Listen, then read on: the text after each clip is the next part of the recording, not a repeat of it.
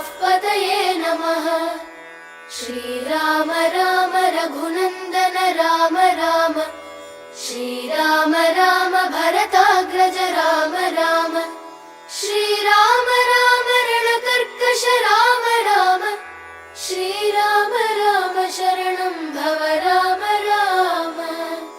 श्रीरामचन्द्र चरणौ मनसा स्मरामि, श्रीरामचन्द्र चरणौ वचसा गृह्णामि, श्रीरामचन्द्र चरणौ शिरसा नमामि, श्रीरामचन्द्र चरणौ शरणं प्रपद्ये।